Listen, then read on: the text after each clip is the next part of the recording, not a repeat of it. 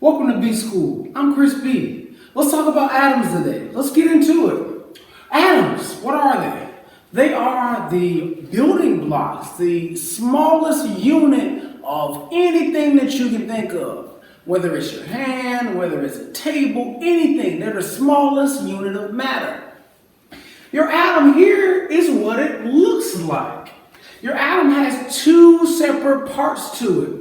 It's going to be your outer aspect of an atom and then your inner aspect of an atom. When we look at this inside of our atom, we call this our nucleus. Now, inside of our nucleus, we have two important particle charges. Each of these particles, these important essential structures inside of our nucleus, the center of our atom, the first is going to be the proton.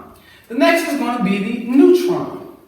When we look at our proton, we see that we have a plus sign inside of our proton. This tells us that our proton has a positive charge. It has a positive charge.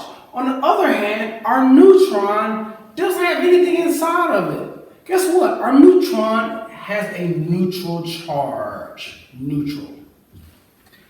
Our electrons are on the outside of this atom, and they have a minus sign on the inside. Therefore, they are negative.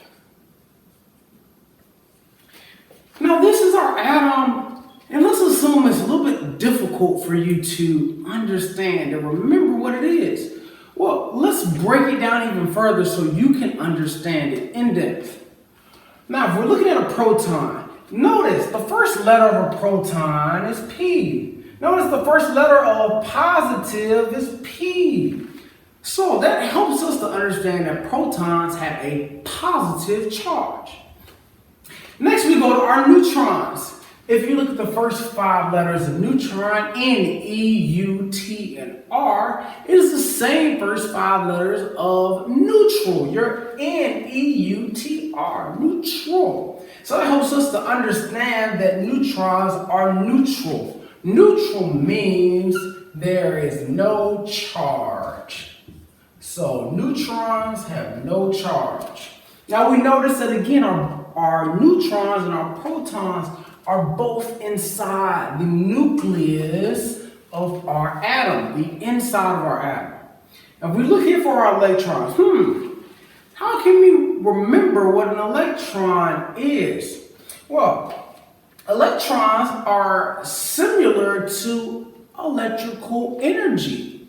An electrical appliance, any electricity. Let's say, for instance, that you put your finger in an outlet, which you shouldn't do, by the way. But if you happen to, what would happen? You would touch electricity. Electricity will course through your body.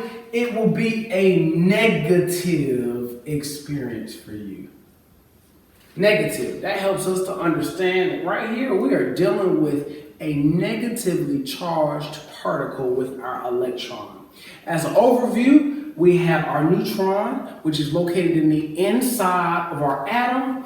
It is neutrally charged, no charge, zero. We also have our proton that's in the center of an atom. It is positively charged, and we know that because proton and P both have the letter P. Proton and positive have the letter P at the beginning of each word. So that tells us that we have a positive charge for our proton. Again, this entire structure tells us about an atom. The inside of an atom and the outside of an atom. Now look up here. Just in case you didn't notice, I have two questions up top. Let's pretend this is your professor's slide and he puts up she puts up two questions on a particular PowerPoint. Now you want to walk through and understand that these questions could possibly be something that you'll see on your exam. Let's walk through the question. First one over here we have, what is the smallest component of matter? We just talked about it. It's right here. This is what the picture is referring to right here. This is an atom. Okay? Next we go across, we see another question on this side of the board of our slide. And this question reads, according to the properties of light, as we discussed in this chapter, which is the following is the smallest component of matter? Notice that this question looks very similar to what we have over here. If you see the question more than twice inside of your slide, or if you see the information mentioned more than twice or twice at all, it's to tell you that it just might be on your test. So let's answer it. According to the properties of light discussed in chapter 1, that's just gobbledygook. Let's get to the meat and potatoes of this question. Which of the following is the smallest component of matter? We look now down here, we see an organism, an atom, an organelle, and a biosphere. Well, based upon what we've written over there, we can pick out atom amongst all of these other answers that I'm sure you all are familiar with. And we can choose the one that correlates to the information that we have here on this slide. Okay, so that's going to conclude our video for today. Have fun beating school.